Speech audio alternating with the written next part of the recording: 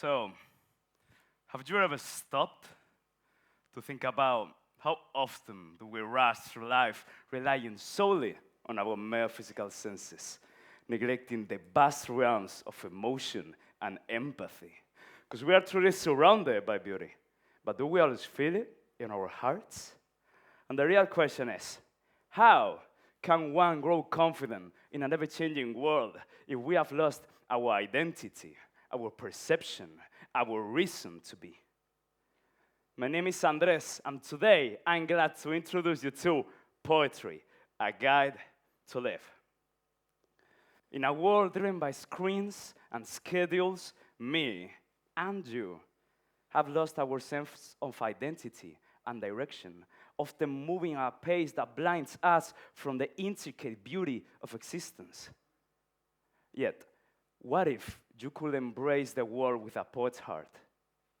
What if, in the simplicity of a sunrise or the silent music of the breeze, you can unlock a deeper, more profound way of existence?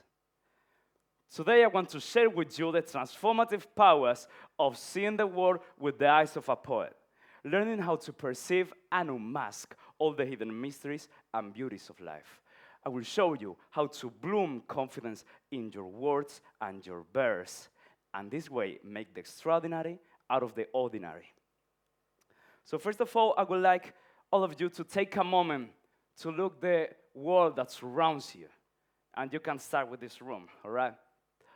Just take a second to perceive all the elements you have inside and reflect about them. Can you really understand, even to a certain extent, not all, the vast, complex, abstract attributes of your space, of your life, of yourself? And with this reflection, let me ask you, do you live in a world of rhythm or melody?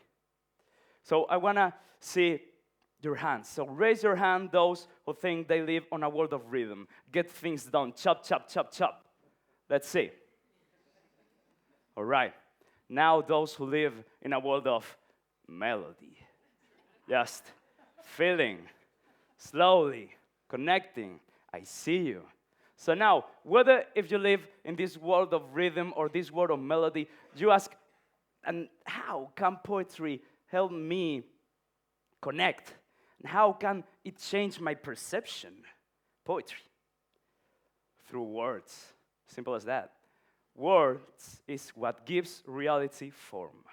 Words tied up into verses can be the most pretty and precise way of understanding reality and ourselves. And how? Well, Unamuno said that to name is to create. Therefore, the simple act of assigning words to concepts through sensibility may help us get through the mysterious realms of reality and life. This way, finding a deeper connection to apparently mundane things. As an example, I want you to imagine a single drop of blood. Can you picture it? Now I want you to think about the qualities of this drop, how it makes you feel. Because blood has always been just red, right? It was us who, through words, art, and poetry, have changed their properties and give it a whole new meaning. Now, blood can be beauty in art, can be danger in nature, horror in cinema, drama in theater, passion in literature. This thanks only to the transformative powers of words.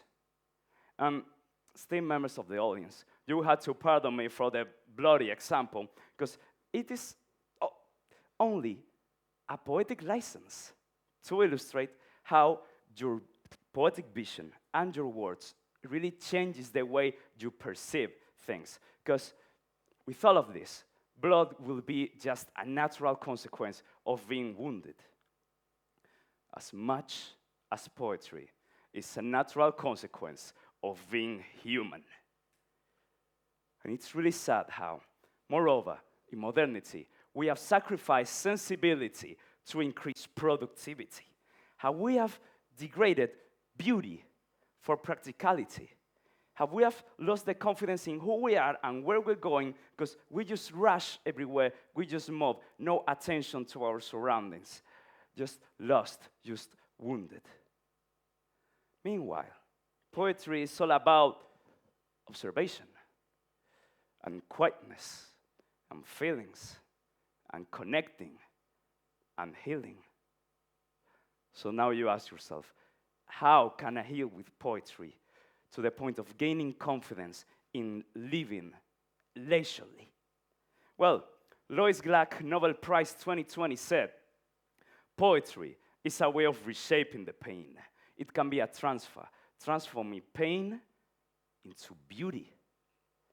It's precisely about the phenomenon of transformation that I want to talk to you about, in which poetry functions as a vessel, in which we, through the alchemy of words, assign a more romantic way of seeing our pain, or maybe our hard experiences. As an example, myself. You see, there have been countless times when I found myself trapped in a loop of pain. Distressing sensations that I couldn't even comprehend. I had no confidence in myself because I was wounded. I had no confidence in the world because it wounded me. And how did I save myself? You guessed. Only through poetry. And to illustrate this, allow me to speak about a personal experience, okay? We go back to when I was writing my first poetry book, all right? A frenetic experience that enriched me, not only culturally, but also emotionally and mentally. So, you see, it takes a lot of courage to publish a book, and a book of poems. And I am a very nervous person. So we're talking about a night of special distress, all right? The stress of my academic and personal life was taking over me. And do you know what was my only impulse? Just to write. To write above anything else. Surprisingly, this made me take notice of some thoughts and some feelings I ignored, but I had inside me. Additionally, this act of writing before anything and any other kind of trivialities made me calmer, more grounded, and with the desire of keeping looking after myself and my well-being.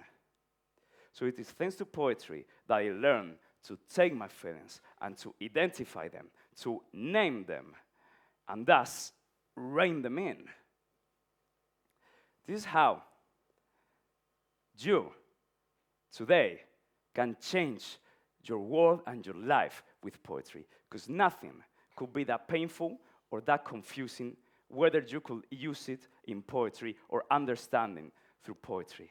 Because since that night, I've used poetry as a tool, the most beautiful and precise way of understanding and gaining confidence. Because I was able to capture my love and immortalize it, able to unravel my grief and grow through it, able to notice every single one of the small beauty that surrounds me. And today, you can do it too. With just a pen and some paper, you can change your life. You can awaken passions. You can soothe distress. You can live at a more pleasant pace. And most important, you will take notice of each and every single one of the small beauties that make up the individual art of living. So, ladies and gentlemen, let me present you my guide to live. Thank you.